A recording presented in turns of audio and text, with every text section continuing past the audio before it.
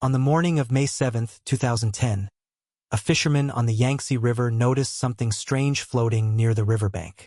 At first, it looked like nothing more than a bag of garbage, the kind that sometimes drifts down the river from passing cargo boats. But as his small wooden boat drifted closer, the shape began to look wrong. Too heavy, too still. The bundle was tangled in the reeds along the muddy shore. Curiosity pulled him closer, but something in his gut told him to stop. Then he saw it. Two pale human feet sticking out from the soaked fabric. They were swollen from the water, lifeless, and unmistakably human. The fisherman froze. His hands tightened around the oars as his heart began pounding in his chest. For a moment, the river seemed completely silent. Then panic took over. He pushed his boat backward as fast as he could, nearly capsizing in the process, and shouted for help toward the riverbank. Within minutes, other fishermen gathered around the horrifying sight. No one dared touch the bundle. Someone called the police. When investigators finally arrived and opened the sack, the scene became even more disturbing. Inside was the naked body of a woman. Her corpse had been tightly bound and weighed down with heavy chunks of concrete, clearly intended to sink her forever into the depths of the river. Whoever had done this had tried very hard to make sure the body would never be found. But the river had other plans. What began as a routine morning of fishing was about to unravel into one of the most shocking murder cases the city of Chongqing had ever seen. And strangely, when the killer was finally caught, something completely unexpected happened.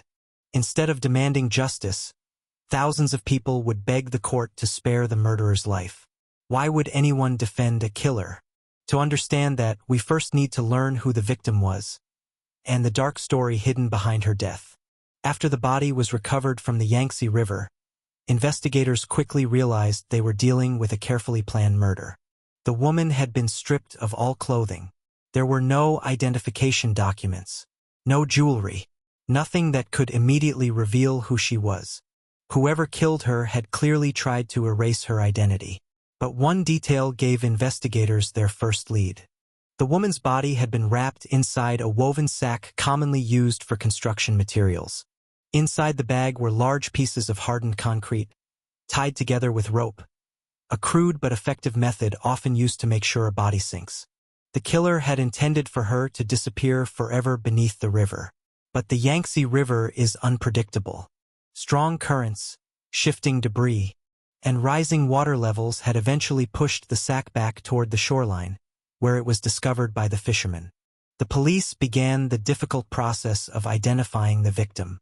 First, forensic technicians estimated her age. She appeared to be in her late 20s or early 30s. Next came a public notice. Local police departments across Chongqing were asked to report any missing women matching that description. It didn't take long before one case stood out. Just days earlier, a young woman had been reported missing by her family. Her name was Zhou Yu. According to relatives, Zhou Yu had left home several days before and never returned. At first, her family assumed she was simply busy with work or staying with friends. But when calls to her phone went unanswered, they began to worry. And when the police asked them to come identify the recovered body, their worst fears were confirmed. The victim pulled from the river was indeed Zhou Yu. But the more investigators learned about her life, the stranger the case became. Zhou Yu wasn't known to have enemies. She lived a relatively ordinary life and had no obvious reason to become the victim of such a brutal crime. So the detectives began asking the most important question in any murder investigation. Who was the last person to see her alive? The answer to that question would soon point investigators toward someone very close to Zhou Yu, someone who knew her well, and someone who would soon become the center of one of the most controversial murder cases in the region. Once Zhou Yu was identified, investigators began reconstructing the final days of her life. They spoke with family members, friends, and co-workers, anyone who might know where she had been before she disappeared. At first, the answers seemed ordinary. Zhou Yu had gone out several days earlier and told her family she would be meeting someone. She didn't appear worried or afraid. In fact, according to relatives, she seemed completely normal. But there was one detail that immediately caught the attention of detectives.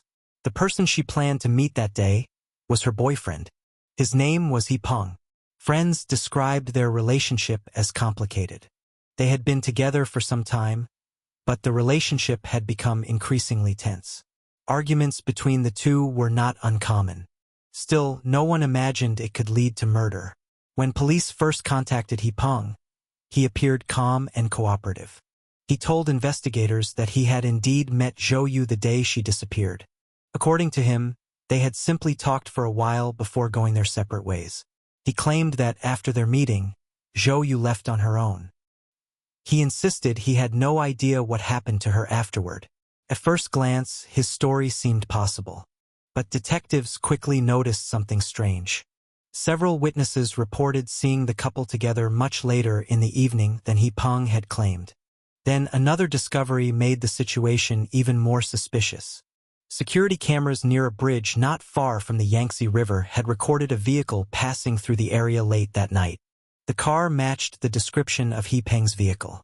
At this point, investigators knew they needed to dig deeper.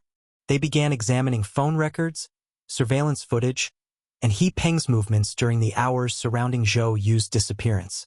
And what they found would slowly begin to unravel the truth. Because the timeline Peng had given police was starting to fall apart. And if the evidence was correct, Zhou Yu may have never left that meeting alive. As investigators continued examining the evidence, the case against Peng slowly began to grow stronger. Detectives first focused on the timeline. According to Peng, he and Zhou Yu had met briefly before she left on her own. But surveillance cameras from several nearby streets told a very different story. Footage showed the two entering an apartment building together that evening. But only one person was later seen leaving. Peng. Zhou Yu never appeared on any camera after that moment. For investigators, this immediately raised serious questions. If Zhou Yu had truly left on her own, why was there no footage of her exiting the building? But the most critical piece of evidence came from Peng's car. Police obtained a search warrant and began carefully examining the vehicle. First, nothing seemed unusual. Then forensic technicians noticed faint stains on the floor of the trunk. To the naked eye, they looked like ordinary dirt or rust. But after chemical testing, the truth became clear. It was blood. Even more damning, laboratory analysis confirmed that the blood belonged to Zhou Yu. At this point, the investigators' theory began to take shape. They believed that sometime during their meeting, an argument had escalated into violence. Zhou Yu was likely attacked inside the apartment. Afterward, her body was placed in the trunk of Peng's car. But there was still another disturbing question. Where had the concrete come from? The answer came from another search. Inside Peng's residence, police discovered construction materials, including cement bags and tools that appeared recently used.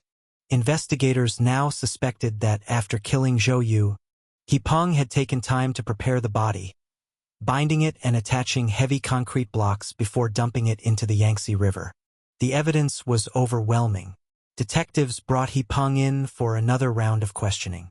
And this time, his calm and confident story began to collapse. Because once confronted with the forensic evidence, he could no longer explain away the truth. Soon, Peng would confess to what really happened that night. But the details of his confession would shock investigators, and later the entire country. Because the story behind this murder was far more disturbing than anyone expected.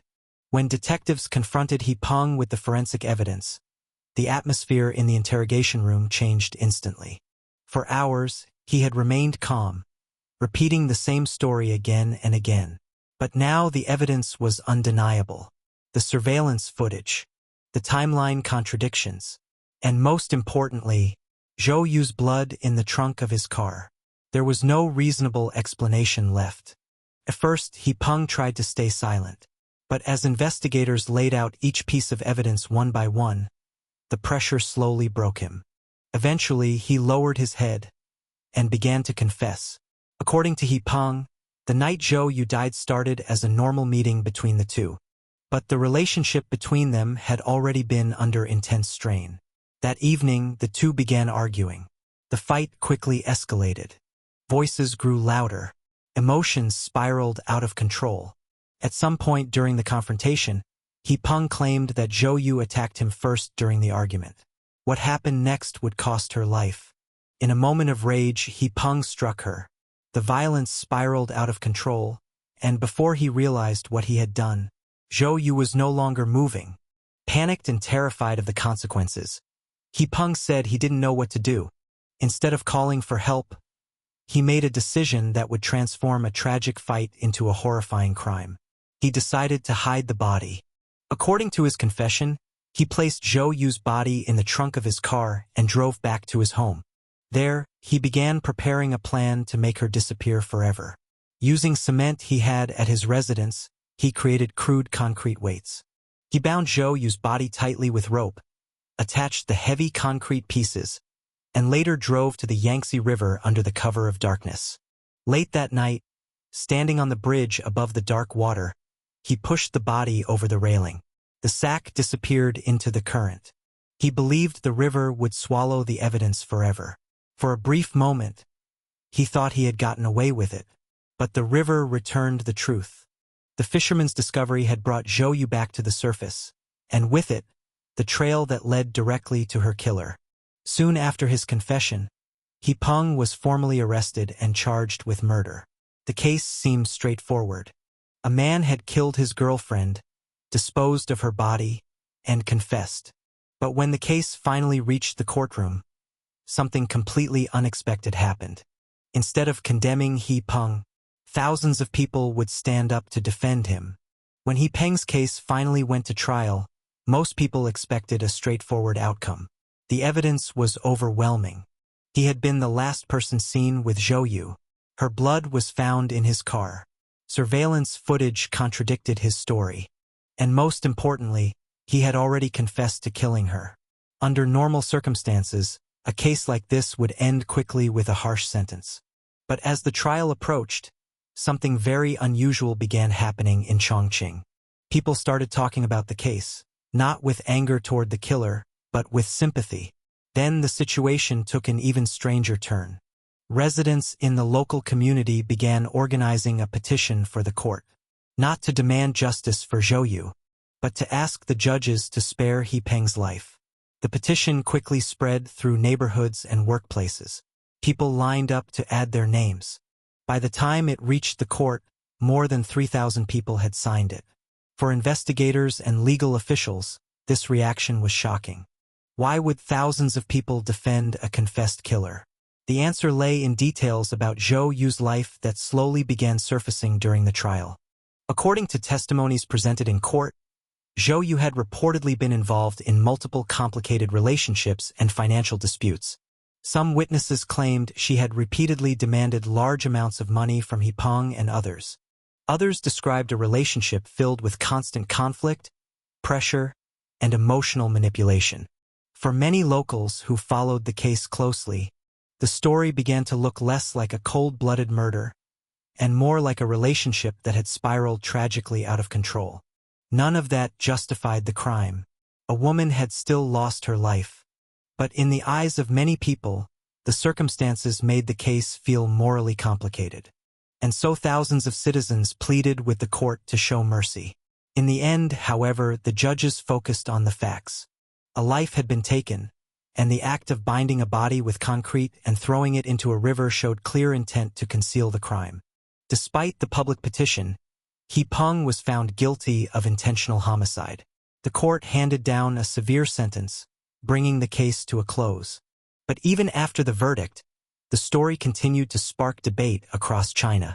Was this simply a brutal murder, or a tragic relationship that spiraled into violence?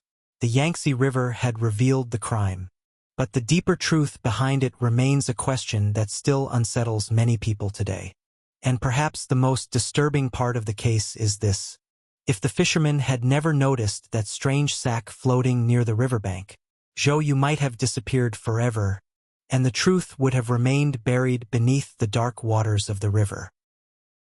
Thanks for watching. Don't forget to like, share, and subscribe for more videos.